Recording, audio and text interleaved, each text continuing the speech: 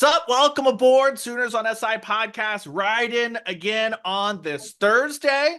Ryan Chapman here in Moore, hanging out with you. We've also got the great John Hoover up in the 918. Boss, how are you? How we doing? Doing good. Just trying to put Brent Venables in a good mood. Hey, it's rare that you get to do that with any OU coach. So it's been a week. First off, it's been like the quintessential OU Texas week. Ed and I were talking about it this morning that we all go and descend upon Dallas, the State Fair of Texas. We burn up, we run out of water, all that stuff. It was Yeah. 1 degree shy of the record at kickoff. That was the announcement in the press box.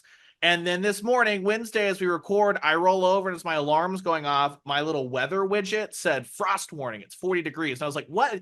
What is happening? I better not have to defrost my car. I welcome the fall air. I don't need ice though, and thankfully there was none. But I was like, what are we doing? It's a little sudden, isn't it? A little early it seems. It felt like 99, 98 on Saturday in Dallas. It was just roasting. It wasn't like heavily humid. That's good. But yeah, man, it was roasting. Speaking of roasting, I'm still mad we didn't get any corn dogs. What the hell? Hey, did you see the Barstool experience? Dave Uh, Portnoy not knowing what a corn dog was. oh my God. He does one bite pizza reviews and he's like, I want to do one bite reviews of everything at the fair. I'm gonna start with Fletcher's. He bit into it. He's like, oh, there's a hot dog in there. He didn't know what a corn dog was. What are we doing? They Don't have corn dogs in Boston, right? That's don't not you like, don't you feel bad for people who grow up in privilege and don't have to eat corn dogs for lunch? hey, Get to eat corn dogs for lunch? now we get the privilege of slamming corn dogs every year to U Texas. So bizarre, bizarre. Every other year from this point on, I guess. Yeah, it was miserable outside the stadium, hot. It was miserable inside the stadium, bad if you were wearing red. Yeah. We were kind of ushered out of the press box a smidge. So let's do a couple of final thoughts here. You guys know we'll talk about this. We'll dive into everything Brent Venables had to say. The theme of the week was offense, offense, offense. Here in a little bit, we'll preview South Carolina, link up with Alex Joyce from Gamecocks Digest. So stay tuned for that as we dive in. But man, who've going back, rewatching the game, I had a lot of similar thoughts from what I had in the stadium, which is this offense is a tough seed. A lot of the protection breakdowns, all that stuff. Oklahoma's going to get no reprieve this week when it comes to South Carolina's front. We'll dive into that with Alex, but it just kept sticking out that Michael Hawkins Jr., Brent Venables talked about him playing in fast forward those first two drives against Tennessee. It felt like, the fast forward button where you push it once and it goes in fast forward, then you push it again and it's times two, then you push again, it's like times five. That's what it looked like for Hawkins Yep. because very, very quickly he ended with only 4 passes downfield of 10 yards or more. That's passing attempts. That's not even completions. One of those came on the first drive of the game. So for the rest of the game, only 3 passes of 10 yards or more. I get it. He's been taking care of the football. I Yeah. asked Brent Venables about that on Tuesday, but it feels like as much as Jackson Arnold was one end of the pendulum of being reckless with the football, the offense is in just as bad a spot going the other way if you don't find a way to push the ball down the field. Now, it's just his second start. I don't think this is the end-all, be-all, but it feels like whether the protection's there, whether Deion Burks gets back, all that stuff, Michael Hopkins Jr. is going to have to find a way to balance the taking care of the football with allowing guys to at least try to make some plays. Yeah, you can't survive in today's college football without sending the ball down the field, taking chunk plays, taking risks, if you want to call it that. If you're a quarterback, it's clear to me, Ryan, that Michael Hawkins has been. He watched Jackson Arnold be careless with the football, and not just this year, not just in the Tennessee game, but the entire season and going back to his first start last year in the bowl game. Jackson takes risks with the football because he's got a big arm and because he's got a lot of confidence. It's clear to me that he sees that and he saw Jackson get benched because of it. And then he's been drilled over the past 3 weeks. Do not turn the football over. No matter what you do, throw it away, run out of bounds, take a sack, eat the ball, do not turn it over. So he had a couple of plays that stood out to me. Late in the game, Oklahoma's not going to win at this point, but it was late in the game. I think early fourth quarter and then late fourth quarter. He had a couple of chances to complete a pass or to throw a pass. And both times he chose to throw the ball out of bounds. Problem was it was fourth down. One was the end of the game. The clock had expired and he threw it into the band. The other was they're trying to get a drive going, and on fourth down he threw it like, okay, I'm not gonna put this ball in harm's way. I'm not gonna try to fit it in a tight window. I'm not gonna risk throwing an interception here. I'm just gonna throw it out of bounds, bro. It's fourth down. The other team gets the football, whether you throw that ball or pour barbecue sauce on it and have it for lunch. Try. They need that. That's what Oklahoma's coaches, again, young quarterback, I'm not going to rake him over the coals for this. Oklahoma's coaches need to sit down with him, the small army of quarterback coaches that they have, right? According to Brent Venables. They need to sit down with him and say, don't turn the football over, but don't eat it on fourth down. Give us a chance. Give us a chance. And as the clock's expiring, don't throw it into the band. So a lot of learning, a lot of growing on the part of I think the coaching staff, as well as the players, the offensive line, the receivers, the running backs, all of it has to get better, way better. Yeah, well, and that's part of a true freshman quarterback in his second game, and he was aggressively conservative with the football against Auburn. The difference is Hugh Freeze is a madman. Him and Peyton Thorne go through like a public therapy session for 3.5 hours every single Saturday. I don't think they like each other much, based at least in the football sense. Auburn was able to keep Oklahoma in that football game. That issue becomes a lot larger when you're playing the number one team in the country in a rivalry game, in a game that Brent Venables has fallen on his face once before already, and now you've been embarrassed 2 out of 3. Like, all of that becomes bigger. And so it's just really interesting as it pertains to how fast is Oklahoma, like how patient are they going to be with the development of, hey, yeah, we like that in the first quarter, you're not throwing a pick six on the second possession when you get blown up, because I'm sorry, and maybe this is unfair. I believe with every fiber of my being, if Jackson Arnold's the quarterback, that second drive when Michael Hawkins eats the big sack, he's either getting stripped or he's throwing the ball straight to the defender. If it's like, I believe that was going to be a pick six if Arnold's the quarterback. So while that doesn't bury you there, you later go on to go up 3-0. Once Texas scored the 14 points, it's like we said in the postgame show, the game was over. Everyone lost faith. The defense lost faith, which is why when you get to Monday night and on the coaches show and Brent Venables opens with this big diatribe of boom, boom, boom, boom, boom, this about the defense. I understand that he said on Tuesday, I was just trying to illustrate that like everything can be better and you can only control what you can control. I also understand why it comes off as pretty tone deaf. The reason Oklahoma's losing football games is one unit, the offense. The offense is awful. It's historically bad. All the numbers. You put up a great story on, was that Monday or Tuesday morning? Tuesday morning. Could have been both. Could it? There have been a lot of people publishing a lot of stats about the offense, and it is as bad as it's been since the 30s. It's awful. Tuesday, that's not what we got. Brent Venables talked for about 44 minutes outside of 2 questions, one directly about South Carolina and some schmuck that was asking about 2005 and 2009. Outside of those 2, it was a lot of which way. Basically, the offense was under fire. Let's start with the 10,000-foot view, and then I guess we'll filter down.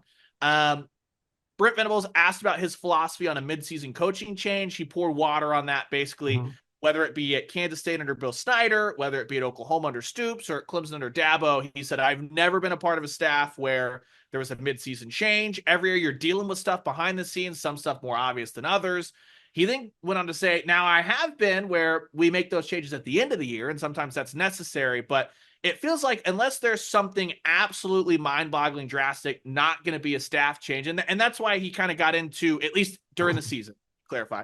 And that's why he got into, when I'm watching it, if there are no opportunities on tape, that's 100% the feet of the coaches. If there are opportunities and we're missing it, some of that's on, are we coaching it right? Some of that's on, are the players executing, all that stuff. But it sounds like overall, Not expecting Seth Luttrell or Joe John Finley to be removed mid-year. And for right now, the focus is going to be on what is there with the guys that are playing and how do we get that from Tuesday, Wednesday, Thursday on the practice field onto the playing field on Saturdays. Yeah, let me ask you this, Ryan, as someone who's watched a lot of Oklahoma football over the years. What Seth Luttrell was doing offensively, schematically in the first 5 games, I think we can say unequivocally that wasn't working. Running the football, um, RPO, little play action. Play action was their best play. Play action pass was their best play. But inside zone, little tiny bit of outside zone scheme. Nothing was working. Am I right? So, what is your take on the way Seth Luttrell came out in the Texas game? Okay, this is probably as close to a midseason coaching change as Brent Venables is going to get, which is scrapping a good part of the playbook that was trash in the first 5 games and trying something completely different in the 6th game. A lot of sprint draw by the quarterback, a lot of misdirection, a lot of counter run game. Some of it was working. Some of it was working better than it had. Some of it was not working at all. I thought it was fantastic. I thought it was a tremendous open date bye week by Seth Luttrell to say, okay, fine, that stuff isn't working. Guys, we're taking all this stuff out. We're going to insert some other run plays, some other blocking schemes. We're going to pull the GT from the right to the left. We're going to pull 2 tight ends from the left to the right. Stuff that they haven't done all season. They were doing against Texas. Was it complex? Was it misguided? Was it suited for this talent level? Maybe not, but they're trying. Seth Luttrell at this point was trying to say, that didn't work. Let's do something different, guys. Let's do something different. And I thought for the most part, yeah, they didn't generate a lot of points. They didn't generate a lot of first downs. But for the most part, a lot of that stuff, like the 2022 Texas game, when they didn't have a quarterback and they started to run a bunch of weird Wildcat stuff, the Wildcat stuff was working. It was actually moving the football down the field. They couldn't sustain it long enough to get in the end zone. But point being, what they were doing, I thought, was better than the other option, which is keep doing what they had been doing. Yeah, I didn't hate it at all. The thing that I actually hated the most about it is I know it was more complicated stuff, but once Texas adjusted, it seemed like Seth Luttrell then just said, Yeah. all right, we emptied the chamber, we emptied Yep. the clip and all the new stuff. Now let's go back to the old crap that wasn't Yep. working. And Exactly. my Up until the last drive of the game, the final 4-quarter drive, they were doing a lot more of that counter stuff, a lot more of that sprint draw type stuff, misdirection stuff, and it worked to get them down inside the 5-yard line. So yeah, and who's to say though, not a very focused Texas defense. Once they got into the red zone, it looked a lot like was it 20? Oh, it was one of the years that Texas was trying to put a late touchdown and Stoops ran all the starters back into the game just to say, F this. If you're going to try, we're going to try. Again, it kind of had that energy at the very, very end there, which is rivalry stuff, and I love. Yep. Here's my 2 biggest issues with Luttrell and this offense and why I'm just not a believer in what's happening offensively at Oklahoma. First off, we've come out and you've heard execution for 6 straight post games, right? And to Seth Luttrell's credit, I do not get the vibe that he's throwing people under the bus. Like, he is the first one to say, it starts with me. I got to be better, all that stuff. So credit there. But some of the stuff that Brent Venables was talking about, as far as when you got young guys, if you're supposed to run a 10-yard route, you got to run a 10-yard route. You can't run a 15-yard route. Like, all those little things that add up. And he's right. This is why I think the nailing on execution is also going to fall on deaf ears. So maybe it's a damned if you do, damned if you don't for Brent Venables. Is that all year long, the handful of plays that have actually worked is so small that you talk about, okay, if you're not seeing things translate from Tuesday, Wednesday, Thursdays to Saturdays, you know what we're also not seeing? When a play works, when the team is showing you this play is being executed actually on a Saturday, they don't come back to it. If I were Seth Luttrell and this offense is a tire fire, I'd be like, okay, this is very frustrating. They did this really well on Wednesday. Clearly they get into the game and lose their mind. As Brent Venables said, you can't lose your mind. Why don't we just go back to the stuff that's working and try and build off of that? And you're not seeing that, which brings me to the second issue I have with this offense is nothing is built on anything. And Gabe and Teddy do a great job breaking this down if you want the real X's and O's, but this is my 10,000 foot view, a writer's view. The case for Seth Luttrell being a great hire is this. You have continuity. So even though it's Jeff Lebby's recruits, you can still use parts of Jeff Lebby's offense, but also Seth Luttrell worked under Kevin Wilson, and also he's worked under Larry Fedora, and he's worked under all these offensive minds.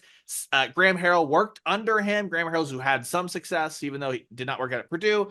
And you can kind of take bits and pieces of everything and blend things together. The bad side of that is you get an offense that looks like when I play EA college football and I build my own playbook and I say, ooh, I like that formation from what Georgia Tech used to do with the triple option. My friends are going to hate that. Let me copy and paste 10 plays of that. Let me copy and paste 10 plays of what Oregon's doing. Let me take 15 plays of the Alabama offense. Boom, boom, boom, boom, boom. And suddenly you get an offense that makes no sense. There seems to be no cohesion. Yep. I would almost feel better about this offense if I could tell you what they are trying to do. And I could tell you that because of all the injuries, it's just not working. You don't have guys that can execute it. Or if I could tell you, man, they wanted to do this, this, this, and this with Deion Burks, and now they're trying to do this, this, this, and this with Zion Reagans, and he's a true freshman. It's not working. I don't think you're seeing any of that. It feels like I called this on radio the Chat GPT playbook of like, I'm going to drop this in and that in and that in. Nothing works. Nothing's cohesive. Nothing builds off each other. On top of that, the talent level is unacceptable. And that's with the first team offensive line. That is my biggest issue with everything. But that's not going to change by magically firing Seth Luttrell. And then for the last 6 weeks of the season, like your offensive line's still going to stink. And now you're going to confuse either Jack Starnold or Michael Hawkins Jr. with a new offensive mind coming. I understand where it's at as far as not making a midseason change. Sorry, I did get all that off my chest. Maybe that was my whole Texas wrap up is that. Yeah, no, I think you nailed it. You can't make a change midseason. It never works out. It never. You remember the midseason change that Lincoln Riley made at defensive coordinator? Shoot, what was the coach's name? Ruffin McNeil comes in. Ruffin McNeil steps in. Thank you. Golly, had to reach for that one. Ruffin McNeil steps in. Immediate improvement, right? They didn't give up 600 yards and 50 points the next game, but then the game after they did. And it was just like, wait, we're back where we were? Yeah, you're back where you were because it's the same players executing the same system with a different coach. Things like that, midseason changes like that do not work. So forget it. Kevin Johns, who called plays at Duke, worked with Kingsbury. He's a guy that's on staff as an offensive analyst. He worked with Kevin Wilson. He clearly knows offense. He clearly knows what he's doing knows his way around a football field. He probably could know his way around a playbook, okay, in terms of game planning, right, and calling plays, executing plays that he planned all week. Yeah, he could probably step in and do it. Is it going to be noticeably better than what Seth Luttrell is doing? Maybe. Is it a long-term fix? 100% no. Yeah. And it sends a message to your players. It sends a bad message like you referenced. Confusing your quarterbacks is one thing, but, Brent Venables is trying to build a culture here. You don't fire your offensive coordinator midway through the season if you're trying to build a culture. Yeah, and I don't think his comments on Tuesday mean that it's not like a locked on 100% guarantee that also means Seth Luttrell comes back in 2025. I think a lot of what you see the rest of the way here determines that. But just as far as like, is it happening this week or stuff like that, I think that ship sailed. That's how you get into the efficiency versus explosion conversation. That I understand what he's saying. Brent Venables talking about, if you look at our efficient plays versus Texas' efficient plays, it actually was pretty similar.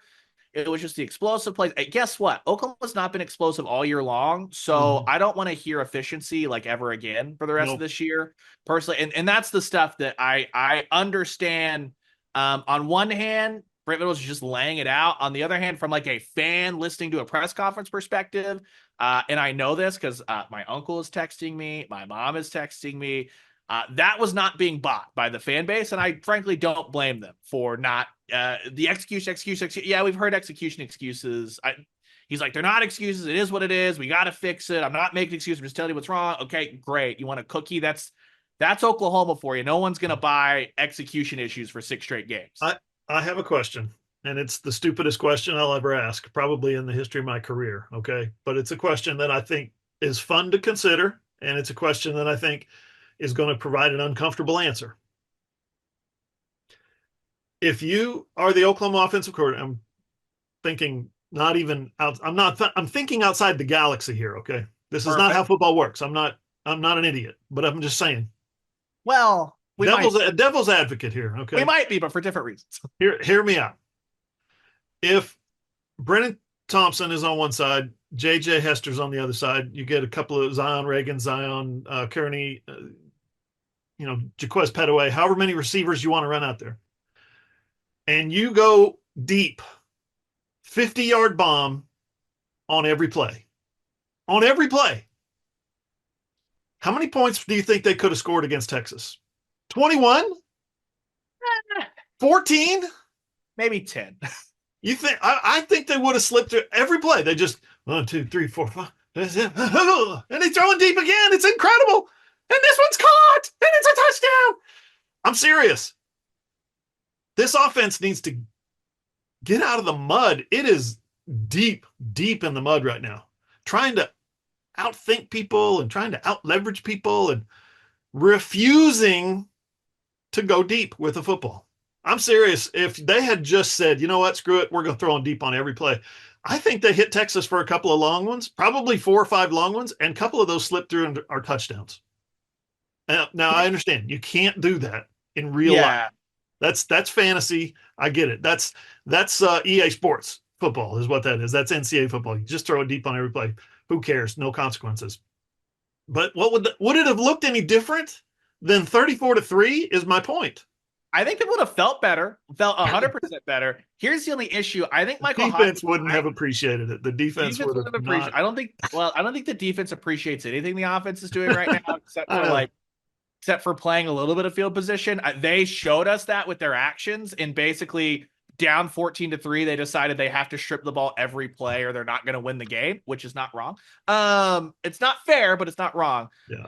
The offensive line is just so bad. And you saw that Michael Tarquin got the quick yank. You saw that Troy Everett made an appearance late in that game. And now it leads to, once again, we're going to cycle back to, I'm very interested to see what the offensive line looks like against South Carolina because of those. There's a lot of reasons for it. Not any one person's to blame. If you want to yell at Lincoln for only trying to recruit 2 offensive linemen or sign 2 offensive linemen a year for 2 years, that was obviously stupid. Bill Bedenbaugh, for his part of it, has missed on big recruits, and the guys he has landed has not developed. They're in a spot where they have to live and die by the portal. Then there's injury, all that. This offensive line group is atrocious. And I just, like, when we talk about how much better can it get, it's not going to get that much better, because in this conference, with some of the defenses that they're going to see the rest of the way, you're going to be bad on offense because you're bad on the offensive line. But at some point, it's the onus going to fall on Michael Hawkins Jr. You are not going to continue to get opportunities at quarterback if you don't start showing that you're not going to be reckless, but you do have to kind of take some shots, take some chances. So it'll be really interesting to see what that looks like. One of the big topics was actually Jackson Arnold. We'll get to that here in a minute. The questions were asked about Jackson Arnold, the redshirt rule, all that stuff. We got an update on Deion Burks. We'll get to all of that, but let's take a quick timeout. We're going to rejoin you on the other side. All those offensive issues we just talked about, we're going to break down what South Carolina is going to do to defend them with Alex Joyce from Gamecocks Digest. Does a great job previewing everything South Carolina. So let's dive into the Gamecocks here on the other side, here on the Sooners on SI podcast. Welcome back in.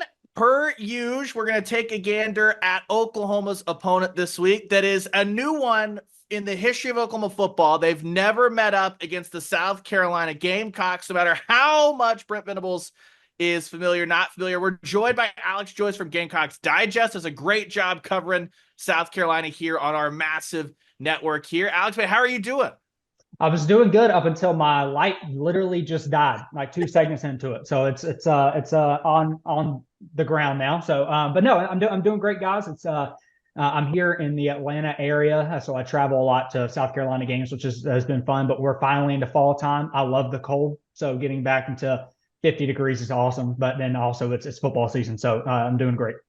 I was telling Hoover earlier, I woke up and had, after it was like 99 degrees in the Cotton Bowl on Saturday, I had a frost warning and I was like, I don't know what I'm supposed to do with this, but I'll welcome it and I'll throw the pullover on. It's kind of interesting. These two teams are finding each other, Alex, at kind of pivotal points in each other's season, it feels like. No easy schedules. We know this in this conference, but what's the vibe around South Carolina coming into this thing out of what was almost a marquee victory a week ago that fell off just right there at the very, very end? I think hopeful. Shane Beamer talked about that in his press conference yesterday, where last week after that 27-3 loss to Ole Miss, people were just blowing him up, blowing the team up. Y'all can't play like that. And now, granted, they did not play well offensively last week at all whatsoever, and they had 2 weeks to prepare. So it was a bad look. But then coming off this game, he said it was pretty much the opposite, where now you have teams patting you on the back. Hey, man, you just took a top 10 team, Alabama team, who was favored by over 3 touchdowns to beat you. And you almost had it one good job pat on the back. And he said, our guys cannot listen to either one of those. You can't go too high and you can't go too low. Always try to find your way in the middle. But, it's more hopeful. And it's kind of been a roller coaster season for them. Going into the year against Old Dominion, they had a horrendous game offensively, and they nearly could have lost that game to an Old Dominion team that they should have blown out. And then you come the next week, okay, well, everybody thinks you're going to lose to Kentucky, and then you blow Kentucky out. So it's really just been an up and down, roller coaster for South Carolina so far. But because of how well they played, not only against Alabama, but in Tuscaloosa, and an Alabama team that may not have been the greatest defensively this year, but has been so good on offense and be able to limit them. It's just they're more hopeful than they are anything right now. Alex, you mentioned a couple of the games. South Carolina comes into this Oklahoma game 3-3 overall, 1-3 in conference play. But there's just been from maybe the outside looking in, right? We're watching games in the press box, for instance, in our case, and we're saying, oh my gosh, South Carolina is about to beat LSU. South Carolina is about to beat Alabama. There's this vibe coming out, I think, nationally, that South Carolina is strong and good and coming up and improving, and Shane Beamer's got it rolling. And yet you look and they're 1-3 in conference play. Just underscores how tough this conference is. But when you think about this, 37 seniors on this team. Yeah. They've got a coach who's been here now, plenty of time to build his own culture. What do you think where do you think, is it positive? Like we're getting a lot of external, they almost beat Alabama. They almost beat LSU. Or is it more of the fan base is starting to get a little antsy with, why are we only 1-3 in conference play? Well, Shane kind of pointed to this too, outside of the Ole Miss game, which was, they really never had a shot in that game, the way they played offensively. LSU and Alabama, the two, they lost by combined 5 points in that game. Defensively, they didn't play well at all against LSU. There was, and I think a lot of South Carolina fans would harp on this, that there was a couple questionable calls in that game that they feel probably robbed that game out from underneath them, with 2 pick sixes that were called back. But at the end of the day, blaming the refs is never something that, you've got to be able to execute on offense and defense. And 2 plays throughout the game, while granted one of those touchdowns may have won you the game, but you also know how the flow of the game would have been differently. So it's, again, in both those games, they were not picked to win. Mostly they were, underdogs in those games, and they just played their butts off. And so I think that's a credit to what Shane Beamer and Clayton White have been able to do defensively, bringing in a bunch of bringing a bunch of transfers, along with hitting on some freshmen. Their development on that side of the ball has been great. And then offensively, just trying to work through a new starting quarterback that is dynamic with his legs, but may not be the best passer at the beginning, and then a new group of wide receivers. So it's more positive now than I would have thought after week 1. So after last year happened, when they went 5-7 with Spencer Rattler, Antoine Wells I think he played maybe 3 or 4 games. He was mainly out, but you have Xavier Legette, who is playing pretty well in the NFL right now. They had dudes offensively, but they just couldn't get anything going. And there was a lot of hot seat talk on Beamer I never really bought into. I thought he had at least 2 years. Now, if this year was just as bad as last year, I could see 2025 being the hot seat year. But I think the way they played so far this year, especially with not a lot of expectations coming in, that they've been more positive than negative so far. You look at that front seven defensively, that's something that Brent Venables over the last couple of weeks, it's not just this week, he's talked about at Clemson, playing South Carolina every year. He studies this team very closely. So while it's new to Oklahoma, it's not new to his diet of game prep. He said that this front seven is probably, by his money, top to bottom, the most talented it's been in the decade he's been watching South Carolina football. Obviously, you have an incredible freshman burst onto the scenes, but what's kind of made this group go as a group that stood out, especially considering that Oklahoma can't protect anybody up front on their side of things? Yeah, well, so I would probably agree with that. I mean, this is easily the best, in my opinion, the best South Carolina defensive front seven they've had since Jadeveon Clowney was there back in like 2012. But the reason why they've been so good this year is because they have a veteran-led defense and that they've hit on the guys that they brought in. So you had 8 transfers alone on defense that came in, and I would always argue you cannot build your team on transfers every year and expect that to be a continued success. Just ask Florida State right now. They've continued to go down that road, and it worked 2 years ago, and it didn't really work this year so far. So they've done a good job of bringing in a guy in Kyle Kennard from Georgia Tech, who I think his best season was around 6 sacks, and now he's already at 7.5. So they've hit on him, and he's just been a complete game changer for them. But you can't just have one pass rusher, because then teams are going to be able to chip him with a tight end, move double coverage up to him. Along the interior of that defensive line, you've got veterans like Talkin Hemingway, Alex Huntley, TJ Sanders. Those guys have been very good this year at being able to stop the run up the middle. And then you add in Dylan Stewart on the edge, who, as a 5-star freshman, it just seems like this is the year for freshmen, by the way, like offensively and defensively. You got a ton of guys across the country that have been really good. But he's just been really, really good. He only has 3.5 sacks on the year, but the way he and Kyle Kennard are able to just say, hey, we're going to stand up and we're going to meet at the quarterback. Let's go. Let's see who gets there first. They've been able to do that really successfully. And then behind them, you've got a veteran group of linebackers and Debo Williams, who's one of my favorite players in the SEC. And then right beside him, and Bam Martin Scott. It's just a veteran-led defense from the defensive line to the linebackers and to the secondary. They've just all gelled. Not having to play a lot of freshmen has been a good thing for them. Alex, that's a great look at the South Carolina defense from an overall perspective. But when you really boil it down and get into the nitty gritty and the nuts and bolts, you see at the very heart of it, you see Beamer ball. You see Shane Beamer putting his identity, stamping his identity on this defense. In the last 4 years, South Carolina leads the SEC with 76 takeaways.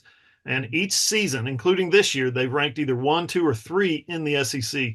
That's kind of an identity that Shane Beamer obviously adheres to, gravitates to. How has this team taken to that in his 4 seasons? It's been impressive.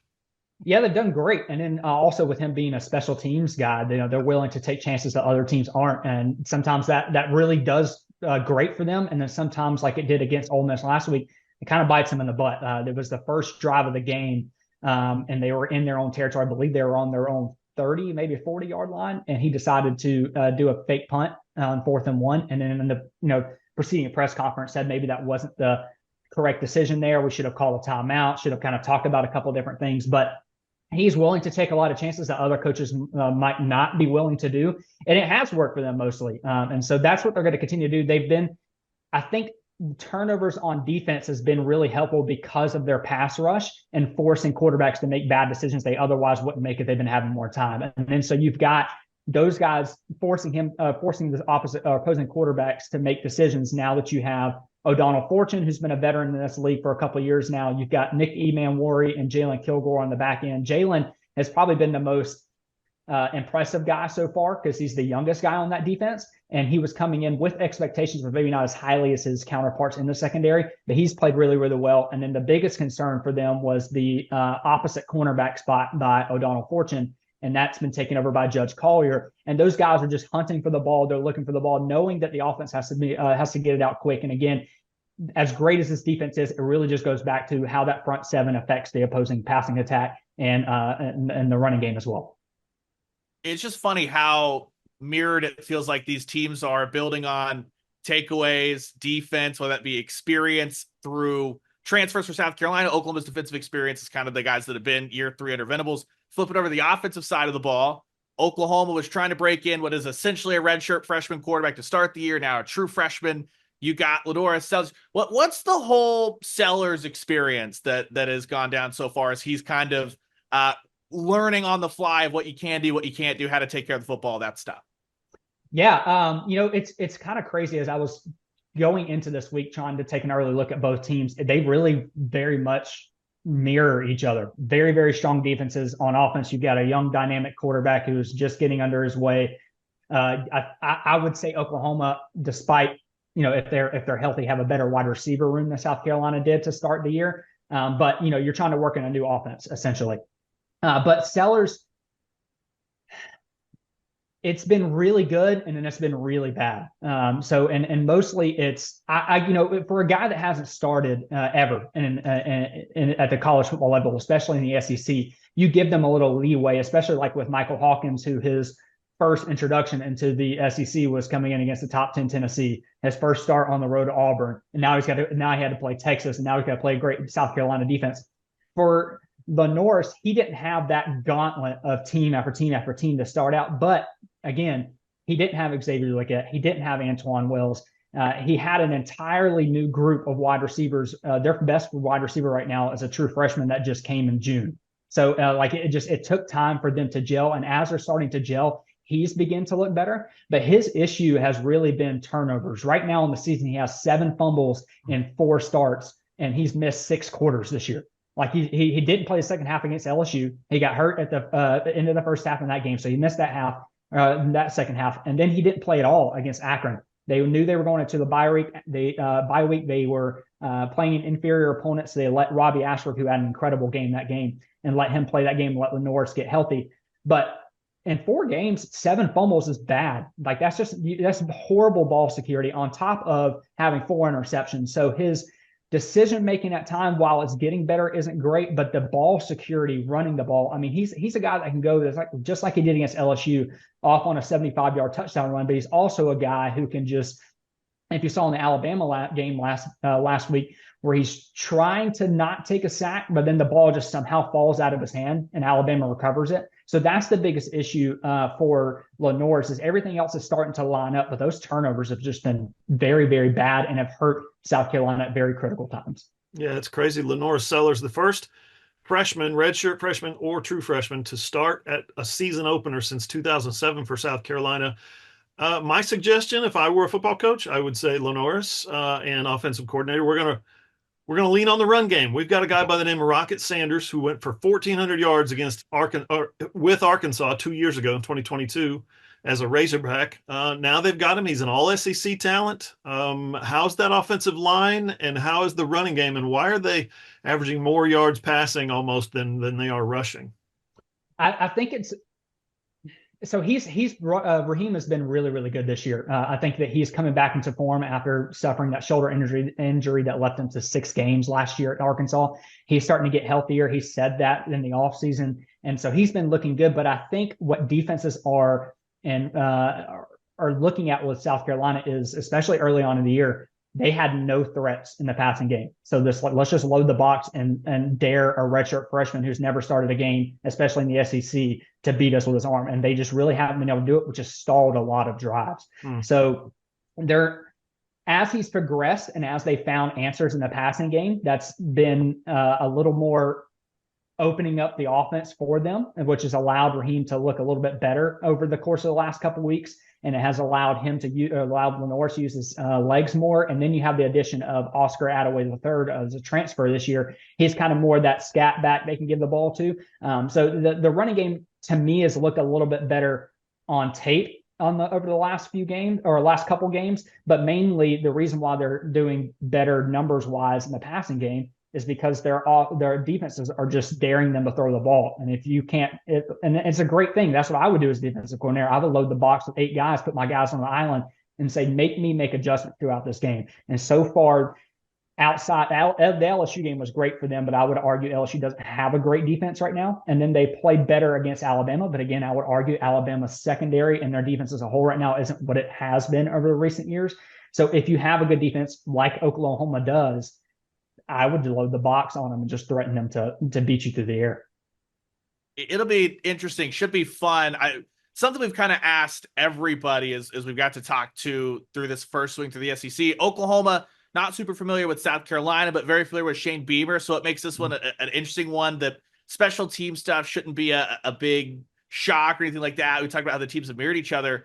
From the South Carolina perspective, when the announcement was made, Oklahoma, Texas coming to the SEC, what was kind of the vibe around that? And everyone has their opinions on Texas. It's felt like Oklahoma's kind of just been that Oklahoma's also there. They exist. They're easy to get along with. They're not going to walk in and lay their hat down on the table like Texas. Well, what's kind of the vibe around Oklahoma amongst South Carolina fans? Excitement, indifference? What's that like as they've come on in this year? Yeah, so entering the year, I think that a lot of fans chalk that up as a loss. They looking at Jackson Arnold, expecting him to be a lot better than what he has been, but then just not expecting a lot from a South Carolina team that was starting so many new faces all over the offense. And then obviously they thought their defense could play better. They, coming into the year, said that they thought that their defense could be one of the better ones in the conference. I was kind of hesitant towards that because last year, for about 70% of the year, they didn't look great on defense. And like the final 4 games, they started to come along. So I was like, maybe, but you're going to have to hit on these transfers and you have to develop these guys more. And they have done that so far. So I think as the season progressed, especially after, I think really things started to change after they had that dominant Kentucky performance, especially on defense, that they started to look at these games more and say, okay, well, we didn't really think that we had a shot against Oklahoma, against Texas A&M, against Missouri. And then now, as it always does, off season, going into the season, as you see teams starting to play a little bit more, fans start to be like, oh, well, we can compete with those guys. And I think that's really where they're at right now. Is they're looking at this Oklahoma team, and while they're very, very good defensively, they're looking at the offense and saying maybe we can limit them offensively. And I'm sure Oklahoma on the same side is saying, okay, maybe we can create turnovers where South Carolina has struggled doing that on offense.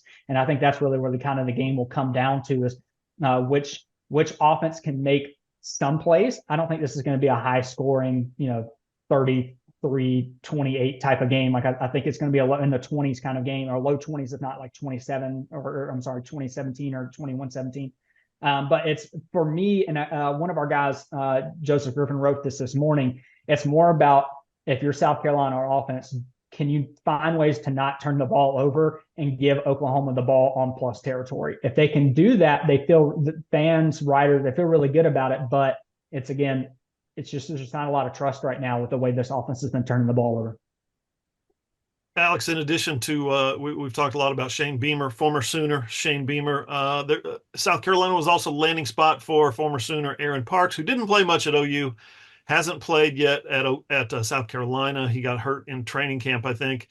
But they have gotten Davis Bevel, our old buddy Davis Bevel, in a game. He played against Akron, threw his first touchdown pass since 2021, completed 4 out of 6. What's the Davis Bevel experience been like? I asked that tongue in cheek. He's the 3rd string quarterback. He was put on scholarship, but more to the point, how about our old friend Spencer Rattler? Yeah. What was it like covering him for 2 years? That South Carolina former Sooner who made his first NFL start last weekend. So I'll be honest, I didn't get to cover. I just joined with the team back in June, so I did not get to cover him in his time. Now I love college football, so I watched a lot of his game. So when he was at Oklahoma,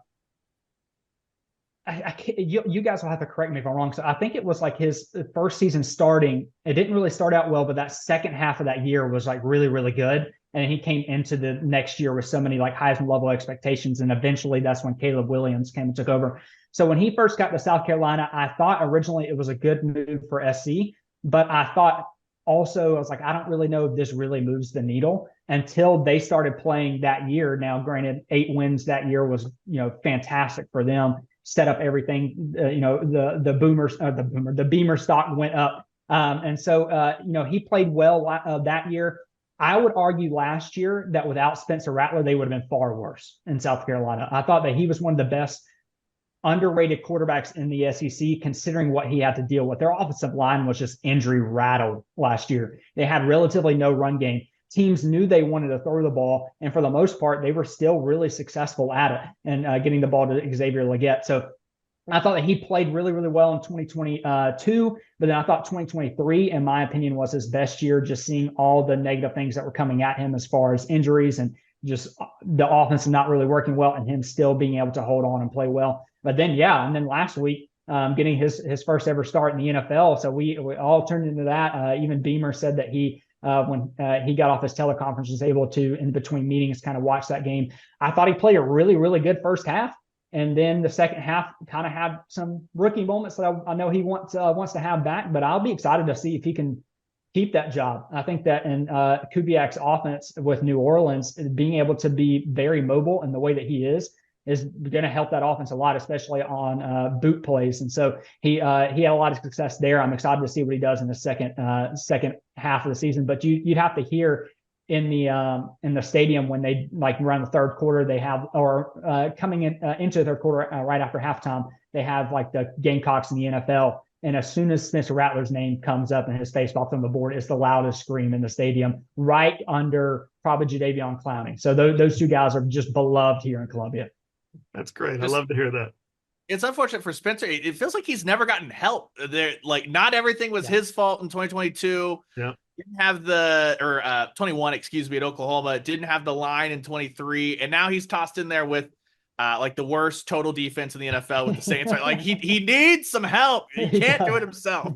And then Chris Olave going down. He's hurt. Now they have Rashid Shaheed, who's been great this year. And then Kamara in and out of the lineup. Now he's been healthy this year, but how long is he going to be healthy? Because he really hasn't had a healthy year in the past couple of years. So I hopefully for him, he'll be healthy. And I do like their offensive coordinator. So I think it's a good fit there. I just say, the Saints are they 2 wins on the year. 2 wins on the year. I would just, if you're behind the Falcons in Tampa Bay right now, at a certain point, whenever Derek Carr gets back from that oblique injury, which if you're a quarterback is really kind of terrible. It's just about a pain tolerance thing, and it's not fun.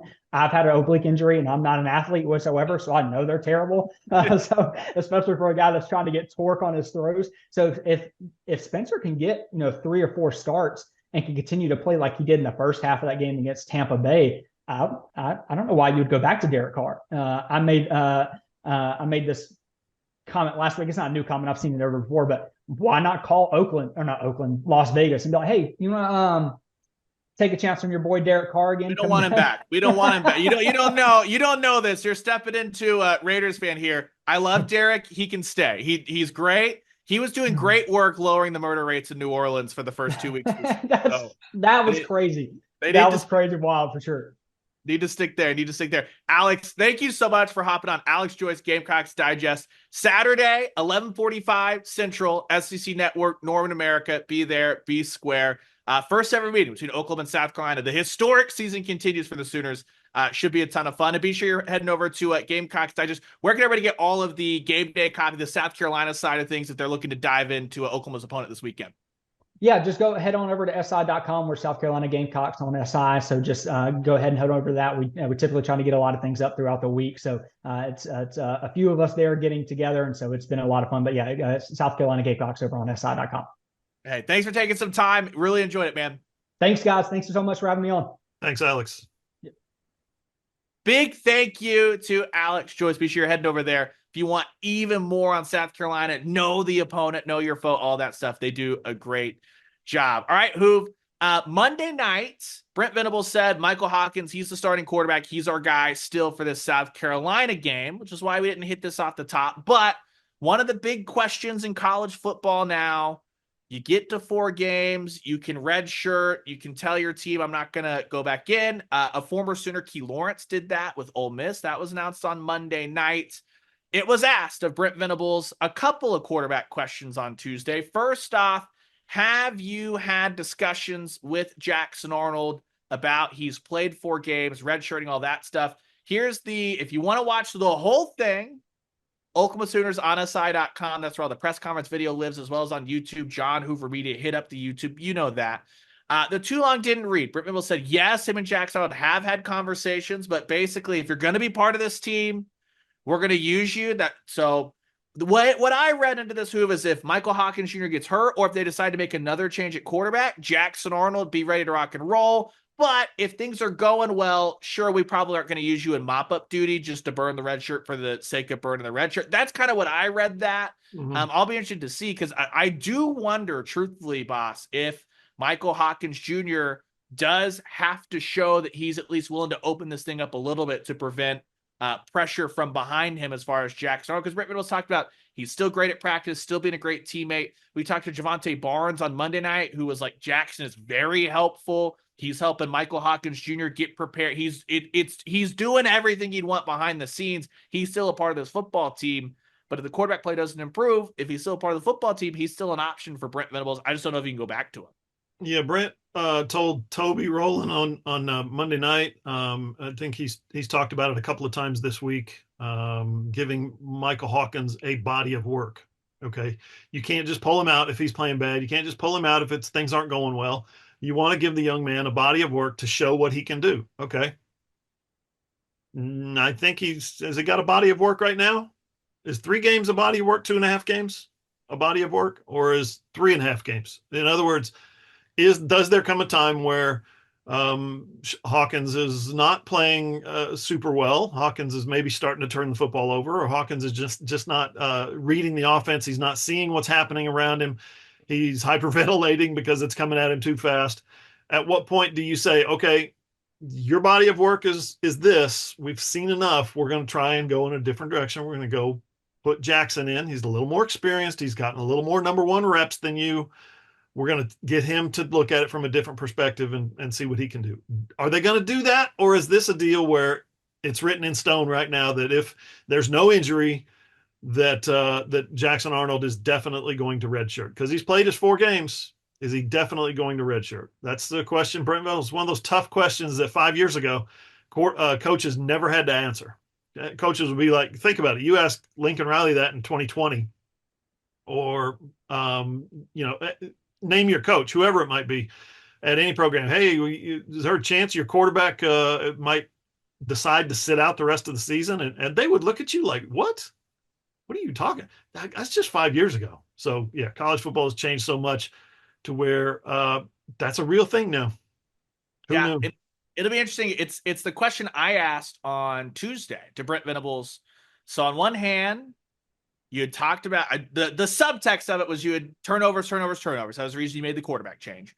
Michael Hawkins Jr. not turning the ball over through the air. He did have the fumble on the ground. It's a little bit different than probably the conversation we're having, though. Yeah. How do you balance a young guy, you taking care of the football, but at some point he's got to try to fit a ball into a window? This is college football. And especially this offense, like maybe if it was the 2018, 2017 offensive line, he could have sat back in there and waited for Lincoln Riley to scheme receivers wide ass open. That's just simply not going to happen. Sutherland's not even shown that he can scheme a receiver open, frankly, in the way that happened. And Brent Venables talked about, okay, so what they're going to have to keep doing is go straight back at it. Show them on film. This is the look you were in.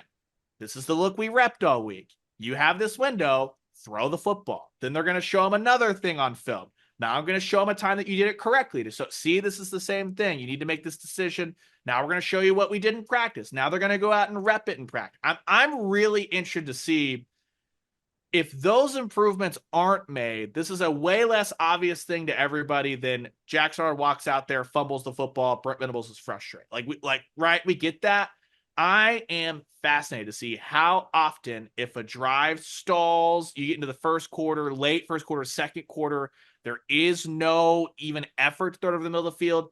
How often does Brent Venables have the iPad rolling it back to go, is that protection, or is that exactly what we told Michael Hawkins Jr. he needs to do? I think there's going to be leeway with it because, again, he's a true freshman making his 3rd start. I don't mean for this. I'm not really piling on. It's just that's the area of growth for Michael Hawkins Jr. that I think Oklahoma is going to say, if you make a mistake or two, but you're taking that step forward, they'll live with it. That area of growth was preventing the turnovers with Jackson Arnold. They couldn't live with it against Tennessee. It's different issues. The same result is you're not very explosive. I'm just fascinated because I don't know what kind of leash Michael Hawkins Jr. is going to have with that particular area, but he comes out and he starts making some throws over the middle. They're incomplete passes, but he's throwing the football. I think they're going to be totally okay with that. I agree. If he right now, he doesn't look like a quarterback. Right now, he looks like a wildcat guy trying to do something. You know what I mean? He doesn't look like a confident drop back, find my receiver, deliver the ball on time. Watch any college football game from any conference, from any team, anywhere in the country on any given night. Thursday, Friday, Saturday, Tuesday, the MAC, the Pac-2, it doesn't matter. Quarterbacks drop back and they find the receiver. They don't have to stand there and wait for a guy to get open. They don't have to hope that somebody's going to be, at the end of their route where it's supposed to be, and then I'm going to throw it. They execute a timing offense, and they throw the football on time. The receiver is where he's supposed to be. They've run their route. They've gotten separation. There's a little bit of pass protection up front, okay? And it's a complete pass for 18 yards down the field. Think about it. Think about it. That has not been a part of this Oklahoma offense all year. It's mind-blowing. It's just mind-blowing. And part of that is that's not all of Michael Hawkins. It's the same thing with Jackson Arnold. Like, Jackson did the same thing. These issues are not just Jackson Arnold. These issues are not all on the shoulders of Michael. Like, I hope that everyone knows that, obviously. But one of those things where it's just Brent Venables talked about it. He talked about multiple times, if we're called to run an 11-yard route, we have to run it 11 yards, not 16 yards.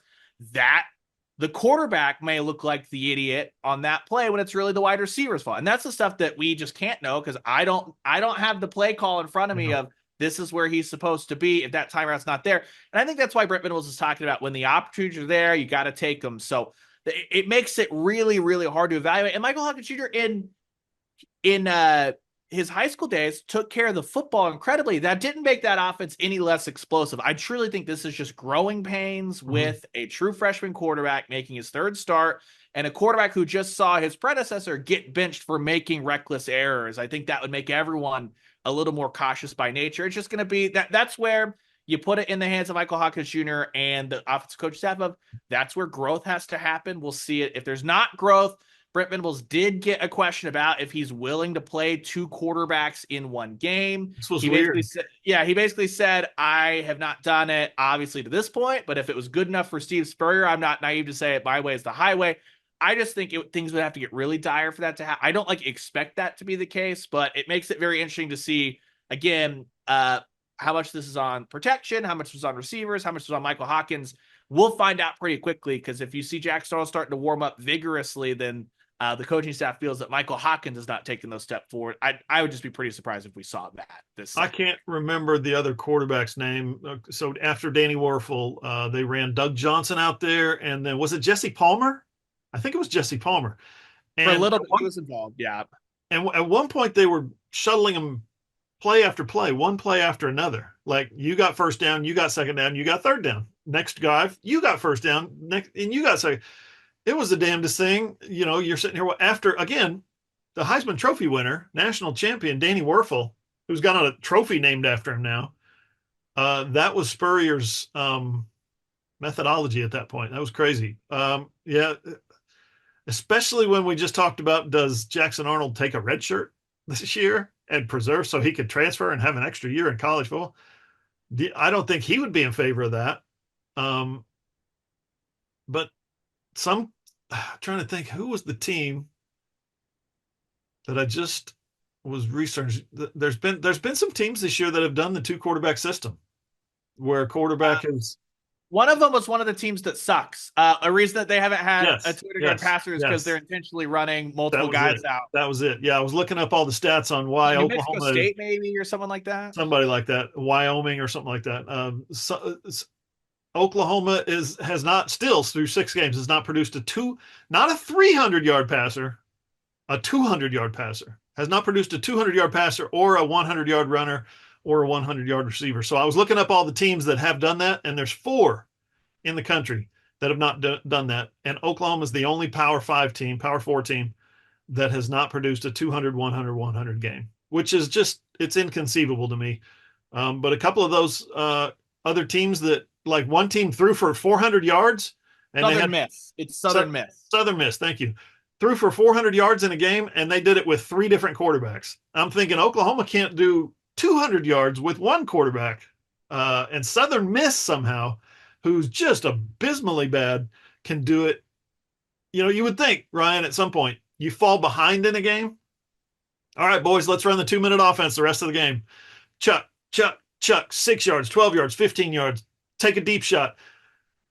Oklahoma doesn't do that. Oklahoma's getting blown out, and they're running the system. They're running the scheme, which is, let's go tempo, but we're going to run the ball. At some point, football has to happen, right? Like regular old football. College football is an imperfect game. It's chaotic. It's why I like. Is it a quote unquote better product than the NFL if you're looking for the top level? No, because the athletes. I like college football because dumb crap happens because they're 18 to 22-year-old kids who make mistakes, even at the highest level. Coverage has to bust somewhere at some point, and someone is just walking open behind the defense, and that doesn't happen in Oklahoma. They're the only team in the country. All those slip screens that they've thrown to Brennan Thompson and Deion Burks in the first few games, you would think at some point somebody's going to miss a tackle. Deion Burks is averaging like 6 yards a catch. Do you remember the spring game when Deion Burks was averaging like 60 yards a catch in the spring game, in the spring scrimmage? That doesn't even look like the same quarterback, the same receiver, the same offense, the same school. It's just what we're seeing in the fall right now does not resemble, like you said, actual football from this offense. Again, the best way to describe it is it looks like they don't practice, which we know is obviously not the case. Do we? But that's what it looks like. It's bad. It's all bad. Well, that was good. I'm sure people feel better.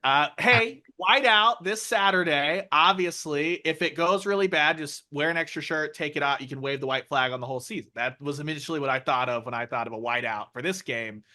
Probably not what the marketing crew wants me to say, but that's how bad it's been. And it's not the marketing team's fault. It's the football team's fault. That's right. Speaking of Deion Burks, this flew under the radar as part of the Jackson Arnold red shirt answer.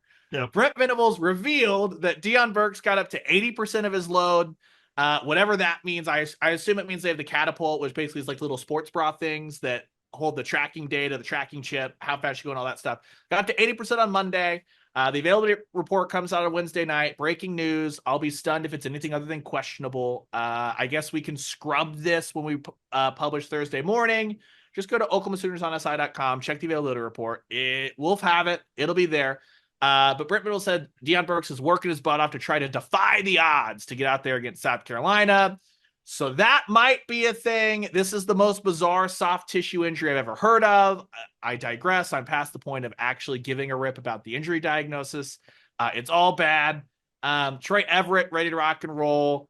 We saw that. It becomes just a very important crossroads here for Oklahoma because I was looking at the AP poll as it comes out and all that stuff.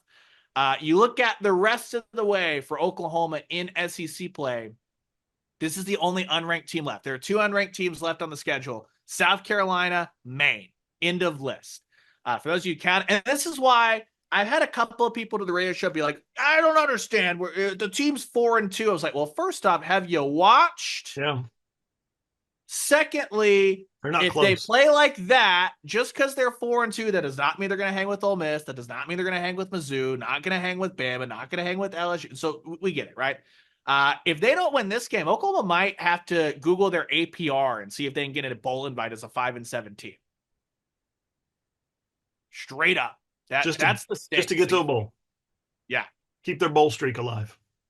It's kind of insane. So we'll all find out together. 11:45 a.m. SEC Network. If you're not in the stadium, if you're in the stadium, we'll see you there. I guess you'll be wearing white. Be sure to hit us up, OklahomaSoonersOnSI.com, for our world famous live blog, where if you were with us in 2022, if things are going well, people are happy. If things are going poorly at this stage in a season where things have gone poorly, Hoover and I, we let our hair down a little bit in the live blog. It gets kind of hectic. It gets kind of, it's not as buttoned up, and it's just like, what else could go wrong? So there's always a reason to be in the live blog. If it's going well, we'll try to tell you why we think it's going better. If it's not, then you get sassy Ryan and Hoove, and it's also a fun place to be. Should we, before we end the podcast or move on to another topic, should we say something nice about the defense? No, because they've done something nice about the excellent. defense. That's the thing that they get nice for years and years and years. We only talked about the defense. Gold star, you're doing everything you can. We'll talk to. Here's the thing to say something nice. We talked about it with Alex. Lenora Sellers fumbles like a madman. Do your thing. Yeah. Get some takeaways. Help the offense. I feel bad a little bit. Help the offense more. But yeah, this is it's all about the offense. The defense is doing everything it can. Luke Elzinga doesn't get a mention either. Why? Because he's doing everything he can. So best player on the team. Yeah, we talk about them in the post-game pod. We hit offense, defense, all that stuff. So we'll have all that coverage, Oklahoma Sooners on SI.com. All of our stuff all week long. My story about Michael Hawkins. There's a players-only meeting. What was said in that? That story is up there. Brent Venables talked a little bit more about the running game. Taylor Tatum. That story's up there. Oklahoma Sooners on SI.com, as well as all the videos. Story. Elzinga story. You talked about Elzinga and Farouk. That's like the only two questions he took on the SC teleconference because they run behind. Shout out to planning, I guess. Oklahoma Sooners on SI.com. Totally free. Don't have to do anything other than pull up the website, click, read, enjoy. We'll have all of our post-game coverage up there as well as all the videos. John Hoover Media, that's the YouTube channel. Learn it, live it, love it. Subscribe, hit the bell, all the things. Sorry, I don't like chucking it. You guys don't like hearing it. Whatever. Let's get on to other stuff. Somehow, remarkably, I blacked out and woke up this week and we got not one but two AP polls on the hardwood, the men's basketball and the women's basketball. That was like a jump scare for me that we're about to be in this magical crossover season. Let's start on the men's basketball side of things because it's a little bit shorter to get through. Unranked, the SEC preseason poll came out, which was voted on by SEC media and a couple national media, a panel. Oklahoma came in at 15th out of 16. Behind winless Mizzou. Missouri did not win an SEC game last year. They were 14th. Wow. Look. Who are they ahead of? Vanderbilt, who fired Shackelford, who's now on the Golden State Warriors staff. And as Josh Callaway and I said, Callaway had the great point. Vanderbilt's court setup alone, it's an elevated court. The benches are under the basket. That's why they were voted 16th, because it's an abomination to how we do things, which I didn't hate that. We'll have men's basketball local media day probably next week at some point. And every team is different. The transfer portal means year to year things are as different as they have been. Whatever we hear about how I've sat through these media days, I've heard how there are no Rajon Rondos on the team. I've heard how they have shot clock guys.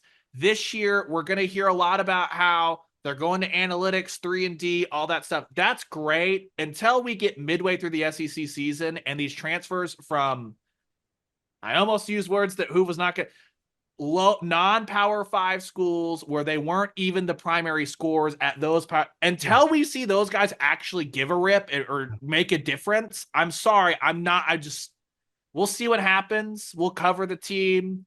Be fair. They deserve to be in the bottom of the SEC preseason poll, and they don't deserve any benefit of the doubt, unfortunately.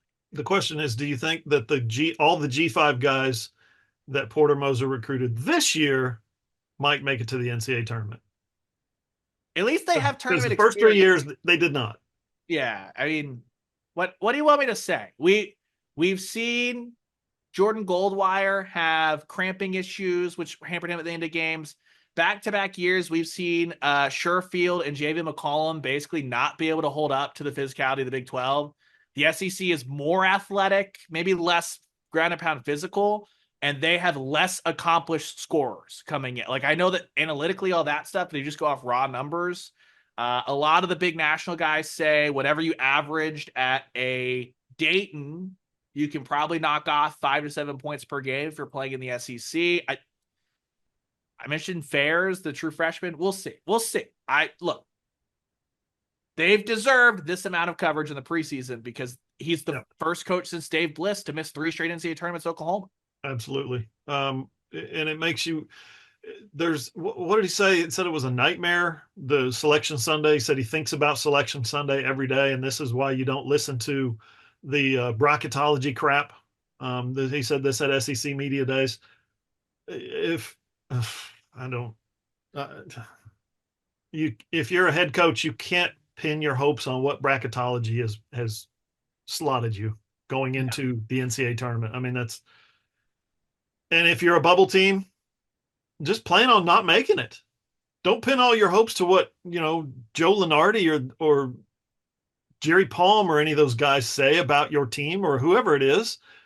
At some point, you have to win games. At some point, you have to make plays. At some point, you have to coach guys to make plays, to win games, to make plays at the end of games to win. So you don't have to be a bubble team. So you don't have to be wonder, oh, I hope this year we're going to get in. It's not a good look for a school like Oklahoma, a basketball program like Oklahoma, an athletic department like Oklahoma to go into what's going to be a fourth straight March Madness Selection Sunday and keep their fingers crossed. Hope is not a strategy.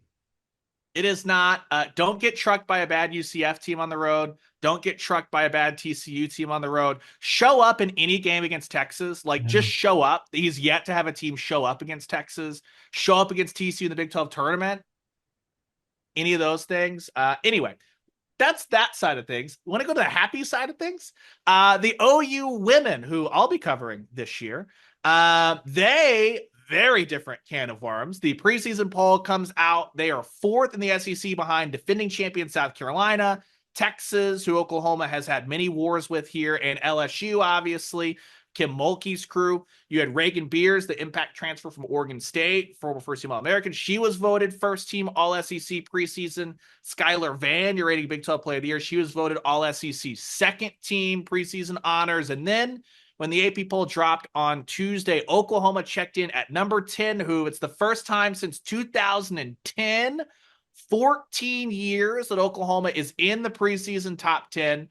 The first time they've been in the AP poll in general, preseason, regular season, whatever, in the top 10 since November of 2013. That is a really, really, really impressive bar that Jeannie Bronchek has set, that they bring 98% of their scoring back. Kennedy Tucker is the only player they lost off of last year's team due to graduation. Obviously, you get Beers, got some freshmen, Liz Scott, all that stuff. It should be a ton of fun. Expectations are really high. And for Oklahoma, the women, now they're trying to take that step forward, Hoove, to go from high flying, high scoring, gets a 4 or 5 seed, has a share or wins a regular season crown. They now need to get to the Sweet 16. That's the next step for them. Get through that kind of barrier that's been the second round. That's actually the third round. That's actually the second round of the NCAA tournament. Women's basketball in the Big 12 was good.